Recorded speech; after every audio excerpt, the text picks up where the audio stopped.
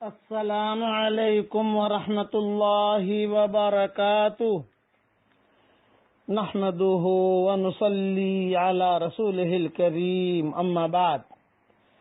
آج کا سبق سن لیجئے۔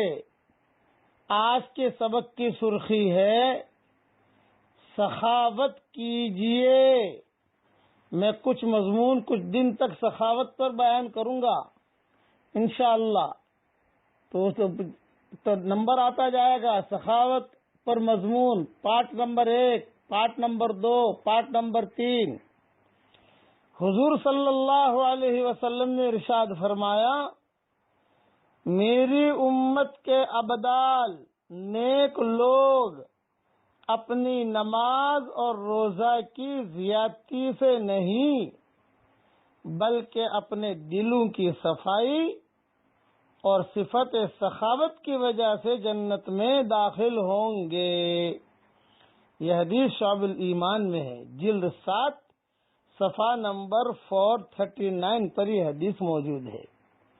عبداللہ بن عباس رضی اللہ تعالیٰ عنہ فرماتے ہیں کہ دنیا میں لوگوں کے سردار سخی لوگ ہیں اور آخرت میں لوگوں کے سردار متقی لوگ ہیں۔ یہ ترغیب ترہیب میں ہے۔ حضرت حسن بصری رضی اللہ تعالیٰ عنہ فرماتے ہیں کہ میں نے صفت سخاوت پر غور کیا تو اس کی اصل یہ معلوم ہوئی کہ اللہ تعالی سے یہ خوشگمانی رکھی جائے کہ وہ اپنے وعدے کی خلاف ورزی نہ کرے گا، اس لیے کہ اللہ تعالیٰ فرماتا ہے وَمَا أَنفَقْتُم مِّن شَيْءٍ فَهُوَ يُخْلِفُهُ وَهُوَ خَيْرُ الرَّازِقِينَ۔ جو کچھ خرچ کرتے ہو اللہ اس کا بدلہ دیتا ہے اور وہ بہتر ہے روزی دینے والا۔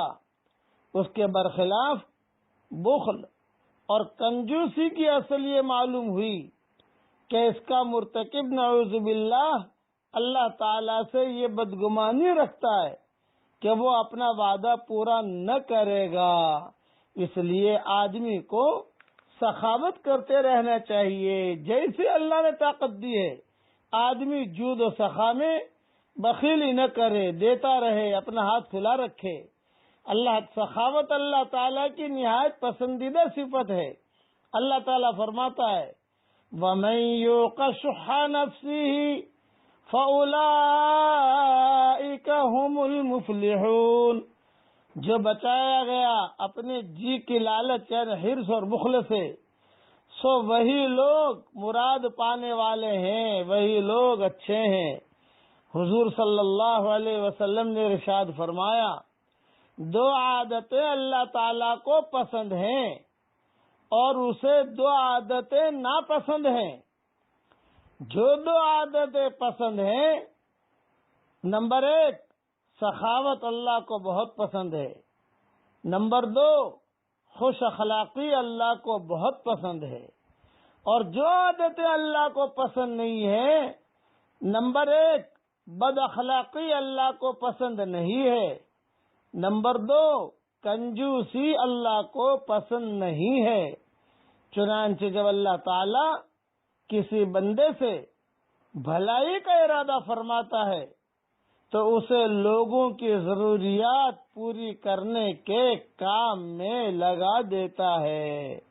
یہ حدیث شعب الایمان جلد 7 صفحہ 436 پر موجود ہے۔ اس لیے حضور اکرم صلی اللہ علیہ وسلم کے پاس بھی کوئی بھی سائل آتا تو آپ صلی اللہ علیہ وسلم جو بھی ہوتا اسے پیش کر دیتے، اسے منع نہ کرتے۔ اس لیے لوگوں کو دینا چاہیے۔ آج میرا یہ سبق سننے کے بعد کچھ نہ کچھ سخاوت کر لیجئے، چاہے مسجد میں ڈال دو، کوئی حرج نہیں، کسی بیوہ کے گھر دے دو، کوئی حرج نہیں، کسی یتیم کو دے دو، کوئی حرج نہیں، یا کسی مولوی صاحب کو دے دو، کوئی حرج کی بات نہیں، امام صاحب کو کوئی ہدیہ دے دو۔ آدمی کو دیتے رہنا چاہیے تاکہ اللہ تعالیٰ راضی ہو جائے۔ اب پڑھیے میرے ساتھ، میں جو پڑھا رہا ہوں پڑھیے۔ لا حول ولا قوة الا باللہ یہ دیکھو، یہ کلمہ دکھنے میں تو بہت ہی ہے کہ بھی لا حول ولا قوت الا باللہ بڑا ہے، نہیں، یہ بہت اونچا کلمہ ہے یہ. پڑھو، لا حول ولا قوت الا باللہ. یہ کلمہ شیطان کو دور کرنے کے لیے نہیں، بلکہ 99 بیماریوں کو دور کرنے کے لیے ہے. سب سے کم بات یہ ہے کہ پڑھنے والے کا رنج اور غم دور ہو جاتا ہے. مشکات شریف میں یہ حدیث ہے، اور میری کتاب مدنی معاشرے میں بھی یہ حدیث موجود ہے، صفحہ 154 پر. اس لیے کبھی بھی کوئی حالات آوے، اٹھتے بیٹھتے لا حول ولا قوت الا باللہ، لا حول ولا قوت الا باللہ، لا حول ولا قوت الا باللہ، یہ پڑھتے رہیے. اس سے پریشانیاں دور ہو جائیں گی انشاءاللہ. اللہ تعالی ہم سب کو عمل کرنے کی توفیق عطا فرمائے. آمین. والسلام علیکم ورحمۃ اللہ وبرکاتہ. وآخر دعوانا ان الحمد للہ.